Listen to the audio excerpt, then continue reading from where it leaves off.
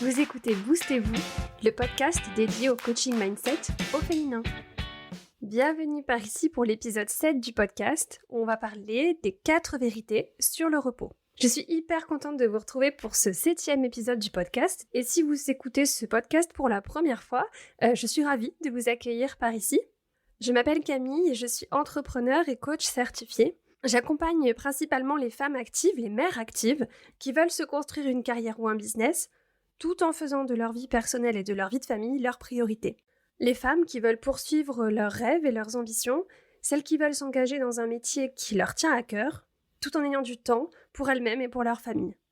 Celles qui veulent se sentir moins pressées, moins occupées, moins stressées, celles qui veulent se sentir plus en présence, plus en paix, plus en harmonie, qui veulent prendre soin de leur santé mentale, de leur santé émotionnelle, de leur temps, de leur énergie, pour pouvoir les utiliser intentionnellement.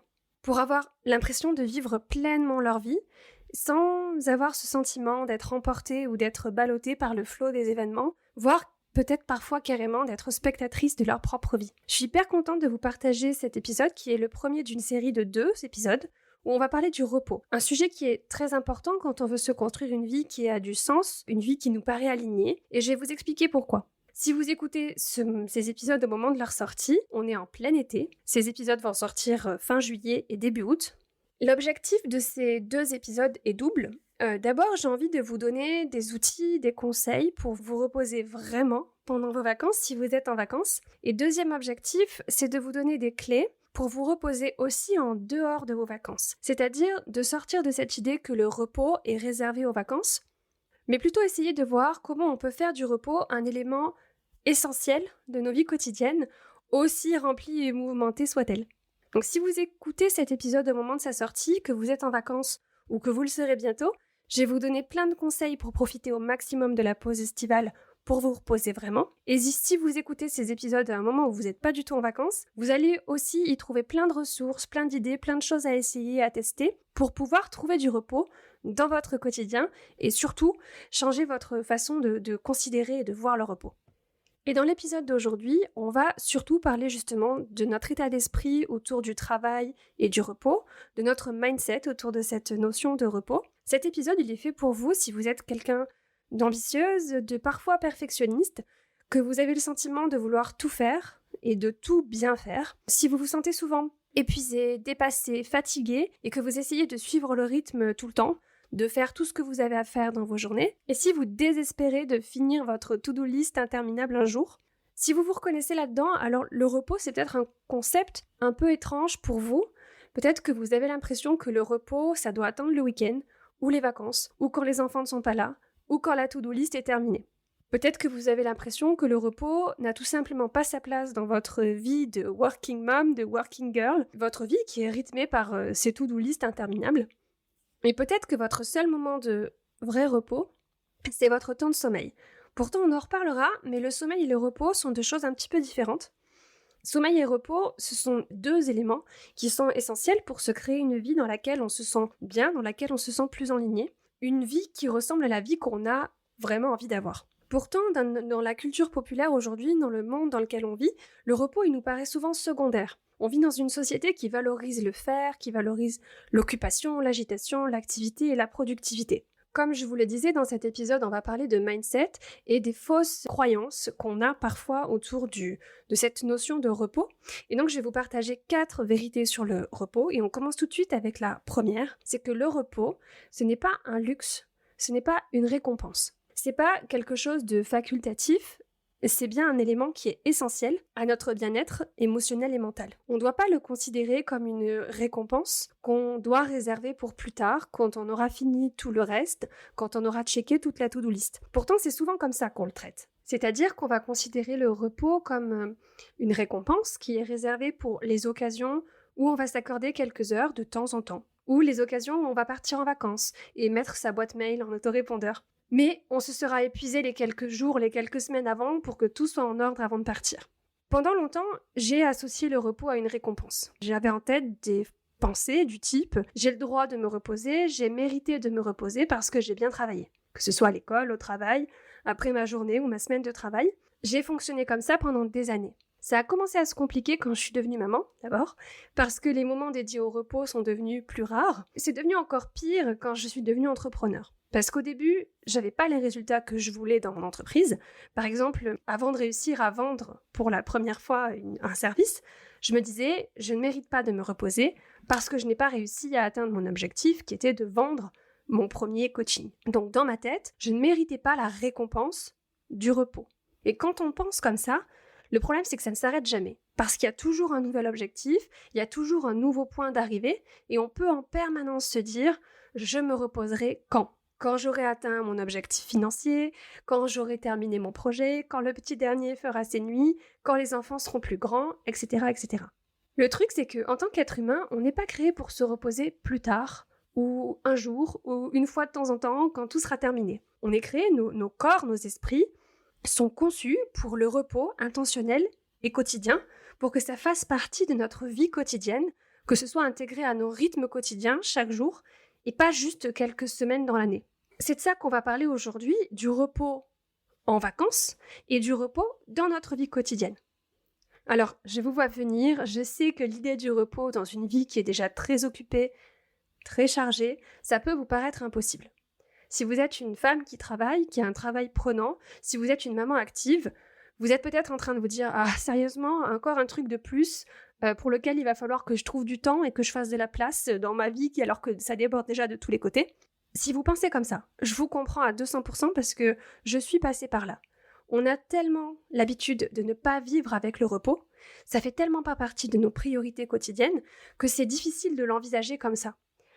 Et donc c'est tout à fait normal si au premier abord votre cerveau résiste à cette idée de l'intégrer à votre quotidien et le considère comme une autre ligne de votre to-do list, une autre tâche à faire, parce que c'est comme ça que votre cerveau est habitué à fonctionner.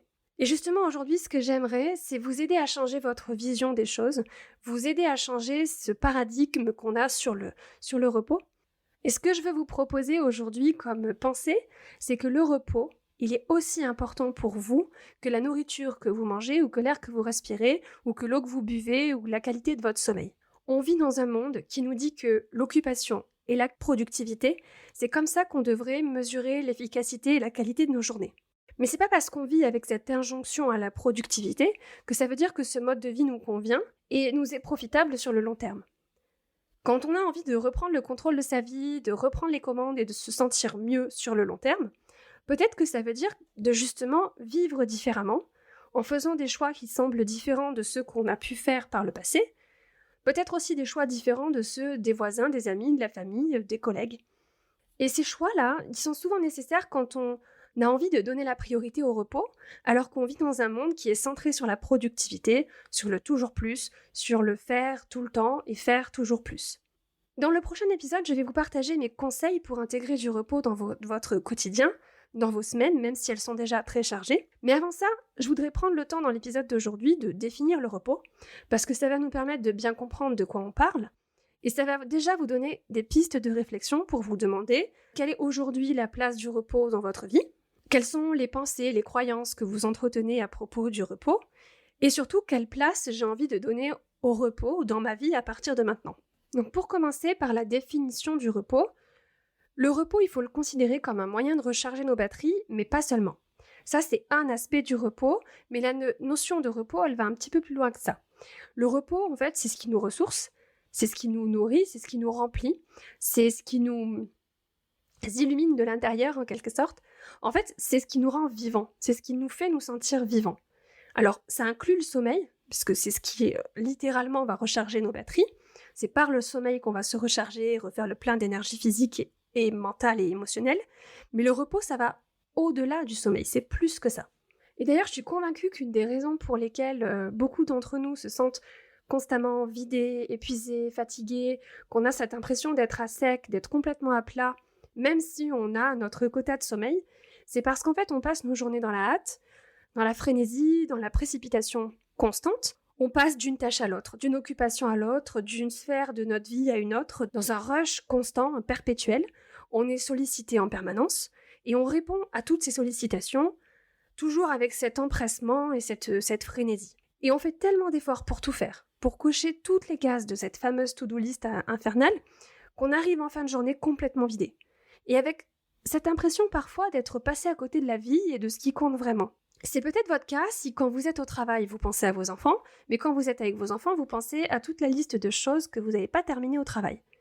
C'est cette occupation mentale permanente, ce brouhaha mental permanent qui crée de l'épuisement en fait. Et en tant qu'être humain, on aspire à plus que cocher des cases dans notre to-do list et passer notre vie à faire encore et toujours. Le problème, c'est que quand on a l'impression qu'on a tellement de choses à faire et qu'on n'aura jamais assez de temps pour tout faire, alors c'est logique que le repos nous semble secondaire, voire même un peu ridicule parfois. Parfois, on en arrive même à se dire que, en fait, le repos, ça nous mettrait encore plus en retard qu'on ne l'est déjà. Et en fait, tout ça, ça nous paraît vrai si on mesure nos vies en fonction de ce qu'on fait dans nos journées, en fonction de ce qu'on accomplit et de ce qu'on produit.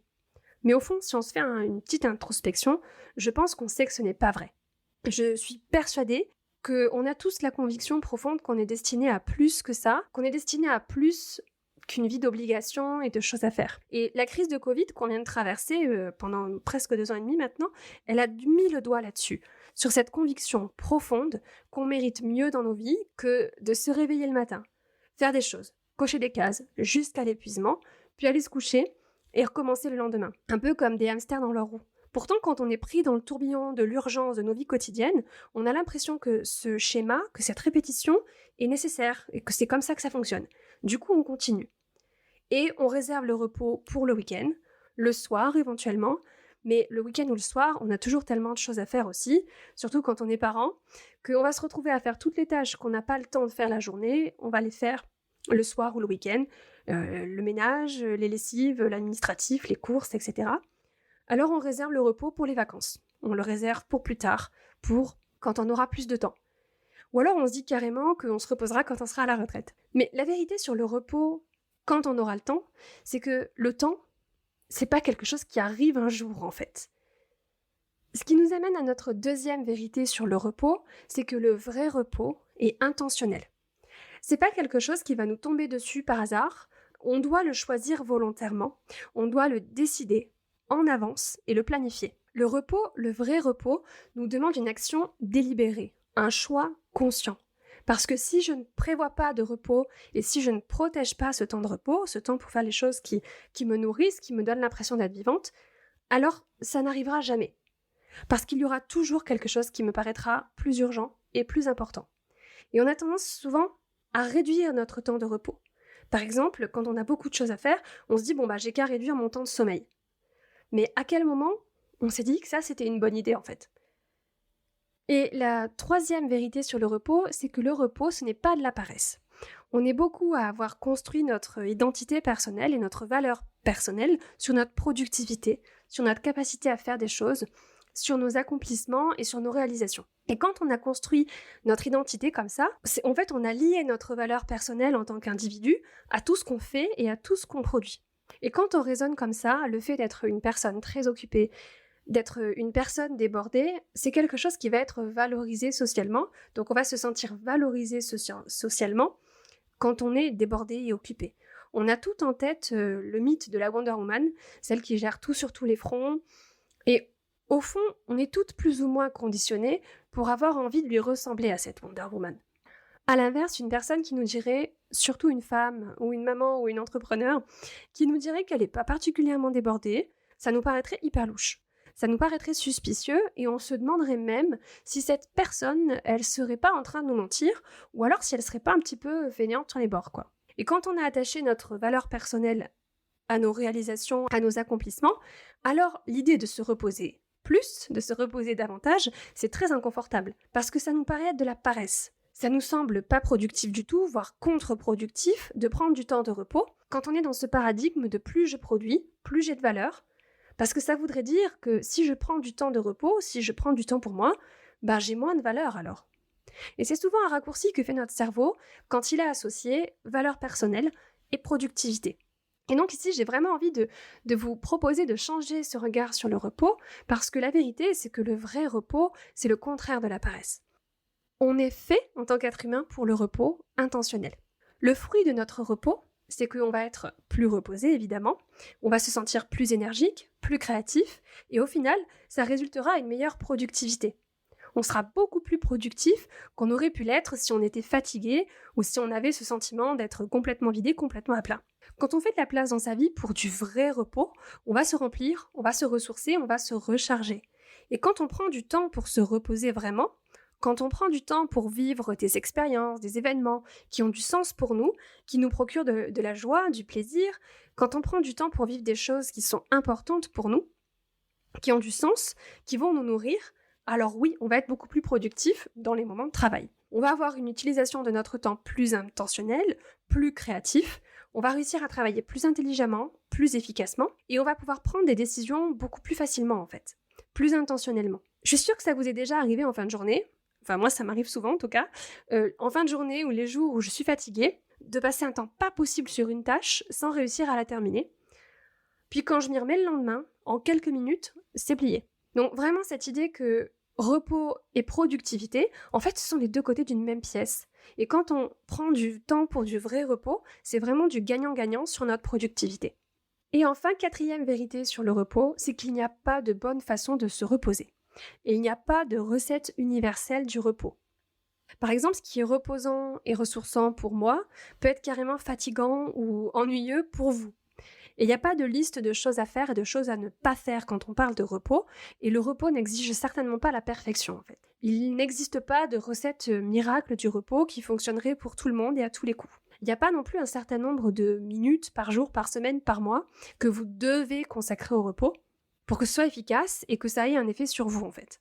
Pour vous, le repos, ça peut ressembler à aller faire du sport, à faire une balade en forêt, à prendre un moment en famille, à juste 5 minutes au calme et tranquille, à passer 1 heure ou 2 heures à regarder Netflix ou à scroller sur votre téléphone. L'important, c'est pas l'activité en elle-même, c'est vraiment de remettre de l'intention dans ce moment de repos. Et la nature des activités qui vont vous procurer cette impression de recharger les batteries et de vous reposer, le type d'activité peut changer en fonction des époques de nos vies et des moments de l'année. Par exemple, si vous êtes dans une période où vous êtes très sollicité, au travail par exemple parce que vous avez un gros projet, ou à la maison parce que vous avez des enfants en bas âge, le repos ressemblera peut-être à un moment seul avec vous-même. Alors qu'au contraire, si vous êtes dans une phase où vous vous sentez un peu seul, un peu isolé, par exemple si vous êtes entrepreneur ou salarié et que vous travaillez de la maison toute la journée, le repos, ça pourra ressembler à passer du temps avec vos amis, avec votre famille, avec vos enfants, avec des gens qui vous font du bien. Le vrai repos, c'est de s'accorder du temps, le temps qu'on veut, mais de façon intentionnelle. La qualité de ce temps importe beaucoup plus que la quantité en fait. Et donc l'important c'est d'être dans cet état d'esprit de je fais le choix intentionnel du repos, je fais le choix de l'inclure dans mon rythme quotidien, d'en faire une façon de vivre, un art de vivre et pas une exception. Alors ça vaut pour nos rythmes quotidiens, nos vies quotidiennes, mais c'est aussi valable en vacances. Si vous êtes en vacances, posez-vous la question, quels sont les moments que j'ai prévus dans ma semaine ou dans mes semaines de vacances qui ressemblent vraiment à du repos pour moi ? Est-ce qu'il y a des moments comme ça, des moments de vrai repos que j'ai prévus intentionnellement ? Parce que les activités pour les enfants tous les jours, les apéros ou les barbecues avec la famille et les copains tous les soirs, c'est super, mais est-ce que c'est reposant pour vous ? Si la réponse est oui, alors tant mieux, c'est super pour vous et je vous souhaite de profiter à fond de ces moments pour vous reposer et vous recharger au max. Mais si la réponse est non, ou peut-être pas tout à fait, par exemple si vous êtes comme moi, plutôt de type introverti et que les interactions sociales vous fatiguent, alors peut-être que vous pourriez commencer par reprendre votre planning des vacances et vous demander « Ok, comment je peux y inclure des moments de repos pour moi ?» De la lecture, de la méditation, du temps seul, aller marcher, quelle que soit l'activité, peu importe, mais de se dire vraiment là je prends 5, 10, 15 minutes, 1 heure, une demi-journée pour moi, pour me reposer, pour recharger mes batteries. On a donc vu les 4 vérités sur le repos. La première, c'est que le repos, ce n'est pas une récompense. La deuxième, c'est que le vrai repos est intentionnel. On le choisit et on le planifie. La troisième, c'est que le repos, ce n'est pas de la paresse, mais au contraire une des composantes de la productivité. Et la quatrième, c'est qu'il n'y a pas qu'une seule recette universelle du repos en termes de qualité, de quantité. C'est à chacun de trouver ce qui le repose. Dans le prochain épisode, on parlera des 4 types de repos dont notre corps et notre esprit ont besoin, et je vous partagerai également 10 conseils pour vous aider à faire rentrer le repos dans votre quotidien, que ce soit un quotidien en vacances ou le quotidien tout le reste de l'année. Et si vous êtes en vacances, donc vous pourrez essayer de mettre en place tout ou partie de ces conseils pour maximiser le repos pendant vos vacances. Mais l'idée, c'est aussi et surtout que vous puissiez emporter ces conseils avec vous et vous en inspirer pour les intégrer à votre rythme quotidien dans votre vie de tous les jours. Et un des points importants pour trouver des activités qui nous reposent vraiment, c'est de bien se connaître. En fonction de notre caractère, de notre chronotype, de nos goûts, de nos aspirations, on n'aura pas les mêmes façons de se reposer et on en reparlera plus en détail dans le prochain épisode. Voilà pour ce que je voulais vous partager aujourd'hui dans ce 7e épisode de Boostez-vous. Si l'épisode vous a plu, n'hésitez pas à le partager autour de vous et si vous le partagez sur Instagram, pensez à me taguer @camille.wonderfulmaman.